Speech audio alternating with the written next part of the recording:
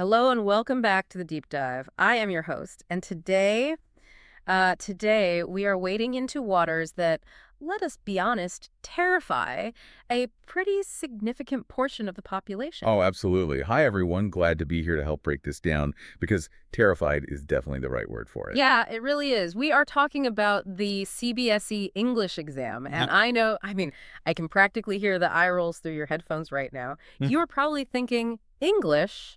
Really? It is just reading a story and writing about how it made you feel, right? If only it were that simple. Right. That is exactly what I thought. I thought, hey, you speak the language, you read the book, you are good to go. Yeah, that is the trap most people fall into. But we have this stack of source materials here for our deep dive today. We are talking examiner guides, cheat sheets, marking schemes, and they paint a very, very different picture. This is not an art class. It feels more like engineering. Engineering is actually the perfect way to describe it. It is absolutely engineering. I mean, if you go into this exam thinking it is a creative writing workshop, you're going to walk out completely confused about why you lost marks. Exactly. But if you treat it like a strategy game where you just have to hit these specific rigid checkpoints, it actually becomes so much easier to score high.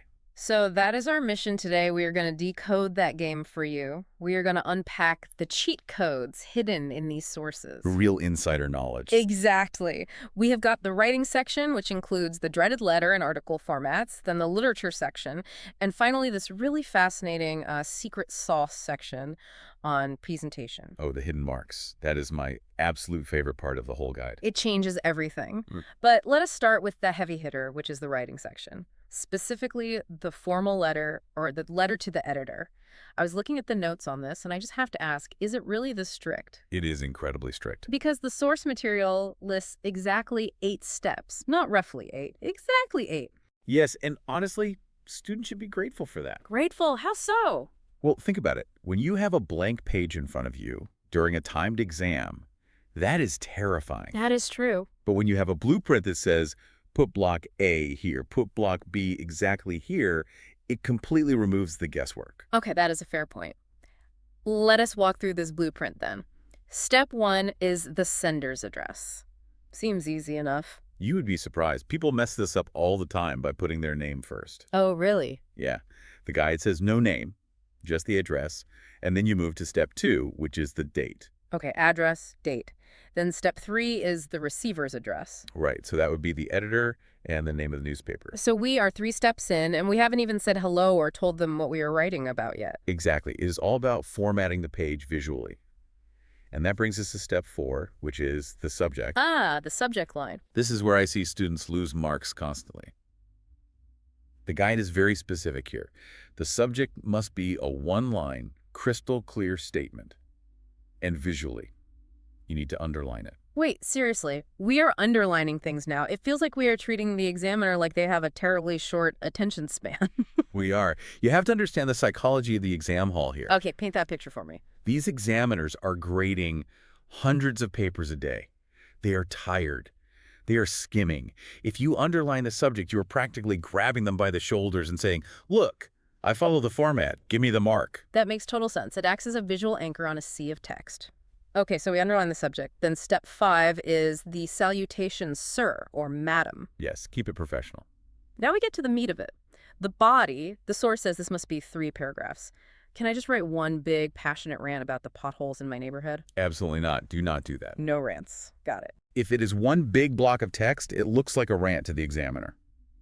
The 3-paragraph rule is there to force you into a logical argument. And the cheat sheet actually gives you the exact formula for each paragraph. Let us break that formula down. Paragraph 1 is the introduction. Right. And do not start by complaining. You do not just say, the roads are bad. You have to state the issue and reference the source. In fact, the source material suggests a highly specific cheat code phrase to memorize. I saw this in the notes. Huh? It is, let me read it. Through the columns of your esteemed newspaper, I wish to draw the attention of the concerned authorities. That is the one. Wow, that sounds so pompous. It does sound a bit Victorian, doesn't it? Esteemed newspaper, it is a bit much. It is a bit much, but it works. It signals to the examiner immediately. I know the code. I am a serious student. You have already secured the tone marks before you have even stated your actual problem. Okay, so we have buttered them up with the esteemed newspaper line. What happens in paragraph 2? This is the problem paragraph. This is Yeah. where you put your facts, your causes, and the effects of the issue. The source mentions facts. Does that mean I need to memorize actual statistics about pollution levels in Delhi just in case it comes up? It definitely helps. The guide says you should have a few pocket facts ready to go. Pocket facts. Yeah, general stats you can adapt. If the topic is pollution, traffic, or water shortage, which are the usual suspects on these exams, Yeah. having a stat like AQI levels have risen by 20% makes your argument look grounded, even if you're just making an educated estimation. Got it. So, intro, then facts, and paragraph 3. The solution. This is crucial. You cannot just complain. You have to be constructive. You need to suggest what should be done. Right. And again, the language matters immensely here. You do not say, you guys should fix this. You say, I hope this issue will reach the ears of the concerned authorities. It is very passive-aggressive, isn't it? I hope the authorities wake up. It is formal, it is polite but firm, and then step 7 is the subscription, yours sincerely, and step 8 is the name. Boom, 8 steps. If you miss one, you bleed marks. You really do. It really is a recipe. You do not have to be a great writer. You just have to follow the instructions. Exactly.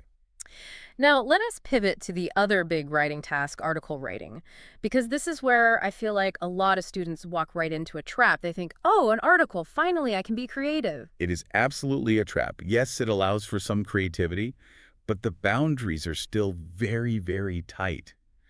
The biggest constraint is the word count. The source says 150 to 200 words. Think about that for a second. 200 words is nothing. It goes by in a flash. That is basically 2 long Instagram captions. Yeah. If you spend 50 words just clearing your throat in the intro, you have already failed the section because you will not have any space left for the conclusion. So conciseness is key here.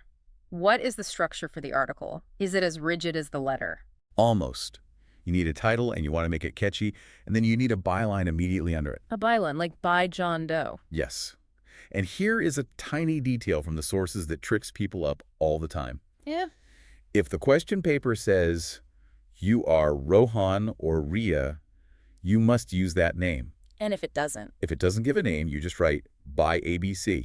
Do not write your own real name on the exam paper. Right, maintaining anonymity for grading. Okay, so title, byline, then the body. Is there a formula for this too? There is a 4-part flow. First, the introduction. You need to define the topic and explain why it matters right now. And again, we have a cheat code phrase from the notes for this. Oh, I saw this one. In today's fast-changing world, which is, let us be honest, the biggest cliche in the book. It is a massive cliche, but for a 17-year-old under intense exam pressure, it is a lifeline. I guess that is true. That gets the pen moving. In today's fast-changing world, the problem of X has become a major concern. You are in? You have started the essay. Fair enough. It definitely beats staring at a blank page, waiting for inspiration to strike. What comes next? The main discussion. This is similar to the letter you outline the causes, effects, and problems. Yeah. But the tone is completely different. The letter is an appeal to an authority figure. The article is a conversation with the public. So instead of, dear sir, please fix this, it is more like, wake up, people. Exactly. You are rallying the readers. And that leads to the third part, solutions. But unlike the letter where you ask the government to step in, the article usually looks for collective solutions. More of a what can we as a society do Yeah. angle. Yes. And finally, the conclusion. You need a strong closing statement. The notes suggest phrases like, it is high time we take action, or together we can bring change. Notice the word together. It is inclusive. That is a great distinction. So letter writing is, you fix this. Article writing is, let us fix this. Precisely. And remember that word count. If you ramble on about how we should fix it, you lose marks for format. It is brutal. It feels like the whole exam is just a test of whether you can follow formatting instructions under pressure. That is a big part of it. Which brings us to Section 3, Decoding the Literature section. Now, this is the part that scares me, because interpretation feels inherently subjective. In math, 2 plus 2 is 4. But in literature, maybe the curtains are blue because the character is sad, or maybe the author just liked the color blue. Right, that is the classic English class dilemma. Well, the source material actually explicitly fights against that idea. It says, and I quote, Cbse checks understanding and explanation, not memorization. Okay, but what does that mean in practice? It means it is not a free-for-all interpretation. They are looking for specific things to prove you understood the text. Let us break down the short answers first. These are the 2 to 3 mark questions. What is the strategy there? The advice here is distinct. Be direct. 30 to 40 words. That is barely 2 sentences. Do not retell the whole story. The source mentions using keywords from the chapter. Can you give me an example of what that actually means for a student writing this? Sure. Let us take the story The Last Lesson by Alphonse Daudet. It is a classic on the syllabus. If a question asks about the teacher, M. Hamill, do not just say he was sad or strict. The text uses very specific words like solemn, cranky, and patriotic. I see. If the marking scheme has the word solemn and you just write sad, you might actually lose a fraction of a mark. You are not speaking the author's language. You need to vocabulary match. That is a brilliant tip. Vocabulary matching. Do not use your own words, use the book's words. Now, what about the long answers? Because these are the 5 to 6 mark beasts where you have to write a lot more. This is exactly where students tend to ramble and get lost in the plot. The source suggests a very specific structure here, too. Think of it as a sandwich. I am listening. What is the bread? The top slice is the introduction. You absolutely must mention the lesson name and the author right away. In the story Deep Water by William Douglas, start like that. Okay, that sets the stage. It anchors the examiners so they know exactly what you are talking about. Exactly. If you just start writing abstractly about fear without context, the examiner feels unmoored. Give them the context. Then you have the filling the main explanation. This is where you address the theme or the character using specific incidents from the text. And the bottom slice of the sandwich. The conclusion. What is the final message or moral? Thus, the author conveys that fear is a mental construct, or whatever the specific theme of the chapter is. So top slice is author, and title filling is theme and examples. Bottom slice is the moral. That is a really solid structure for any essay, honestly. It forces you to synthesize the information. And for poetry, it is even more specific. You cannot just say the poem is sad. You have to talk about the mechanics of the poem. The mechanics, you mean like metaphors and similes? Yes, poetic devices. The source is very clear on this. You have to identify the theme, the message, and the devices. You need to write sentences like the poet uses imagery to convey, or the metaphor of the road not taken suggests. It sounds like they want you to sound like a professional literary critic. They do. It is all about signaling competence. You are telling the examiner, I didn't just read the poem, I analyzed exactly how it was built. It is all about signaling. Which leads us perfectly to the final section of our cheat sheet today, the secret sauce. Section 4, presentation tips. This is where you secure those hidden marks. Now, I read this section in the sources, and my first reaction was, this is incredibly superficial. The source says marks are actually awarded for presentation and clarity. It feels a bit unfair to people who just naturally have messy handwriting. I completely get that. But let us go back to that examiner psychology we talked about earlier. Imagine you are the examiner. You have been grading papers for 6 straight hours. Your eyes are burning. You are bored out of your mind. Okay, I am in the zone. I am grumpy. I just want to go home and have dinner. Exactly. Then you pick up a paper. It is a total mess. Oh. Scribbles everywhere, tight, cramped handwriting, no margins to write feedback in. How does that make you feel? Like, I want to give it a C- and immediately move on to the next one. Right. Now you pick up the next paper. It has wide margins on the left side, clear paragraphs with white space in between them. And this is the absolute power move. The keywords are underlined. Wait, underlining keywords again, even in the literature answers. Yes, in the essay answers, if you wrote the word metaphor or solemn or sender's address, underline it. You are literally directing the tired examiner's eye to the exact points that get you marks. You are saying, do not even bother reading the whole sentence. Just look at this word. I got it right. You are making your job so easy. You are reducing their cognitive load. And when you make an examiner's life easy, they reward you. It is subconscious, but it is very real. That is fascinating. So it is not about neatness just for neatness' sake. It is actually about user experience. You are designing a good experience for the grader. Exactly. And there's a big don't in the presentation list too. Do not overwrite or cut too much. Oh, the panic scribbles. We have all done it. You write a sentence, realize halfway through it is wrong, and you scratch it out with your pen until the paper literally tears. It looks frantic. The guide says one simple line through the mistake. That is it. It looked professional. It says, I made a mistake. I canceled it. Moving on.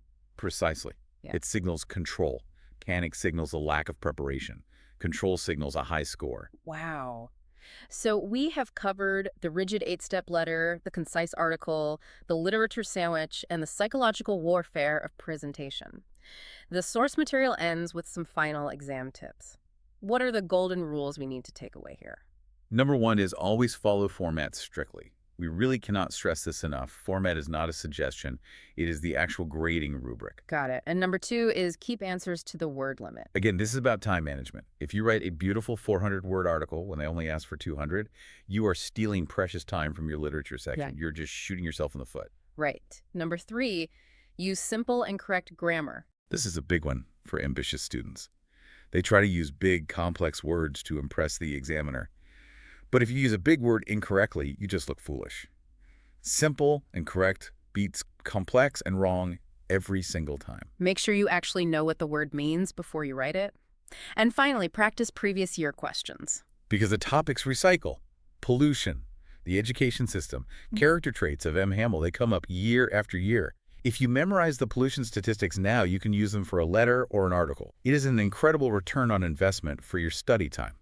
So putting this all together for our listeners, acing the Cbse English exam is not really about being the next Shakespeare or Charles Dickens. Not even close. It is about being a highly structured communicator. It is about following a recipe. You have your letter ingredients, your article flow, your literature sandwich, and you serve it all on a clean, well-presented plate with underlined keywords. That is the perfect analogy. And honestly, these are actual life skills. How so? Think about the real world. Think about your day job.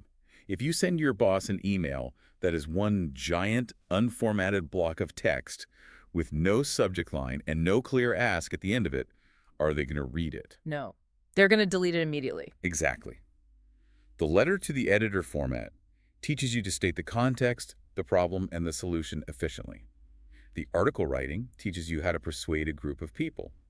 The literature section teaches you to analyze why someone is saying something, not just what they are saying. So in a weird way, the Cbse board is actually training you to be a competent corporate professional. Or just a clear thinker in general. Structure is not about stifling your creativity. It is about ensuring your creativity is actually understood by other people. You could have the best idea in the entire world, but if your presentation is messy and your format is wrong, nobody is going to get it. That is a really comforting way to look at it, actually. It is not just jumping through arbitrary academic hoops. It is training for clarity. You are removing the chaos, like you said. Exactly. Let the content shine by controlling the format. Well, for everyone listening, whether you are sitting for the exam next week or you are a parent trying to help your kid not freak out, I hope this deep dive into the cheat sheets gave you some real clarity. It is a game, and now you know the rules to play it. And remember, underline your key points. Yes, underline the key points. Before we go, though, I want to leave you with a thought. We have spent this whole time talking about how strict the structure is. The 8 steps, the paragraph rules, the sentence starters. It ensures the message is heard clearly. It makes me wonder, if we stripped away these formats from our daily lives, our polite greetings, our organized emails, our social scripts, would we actually be understood at all? Or do we rely on these hidden structures much more than we realize just to connect with each other? It is a scary thought. We might just be talking past each other completely without them. Something to think about next time you are formatting an email. Thanks for joining us on the deep dive, and good luck with those exams. Good luck, everyone.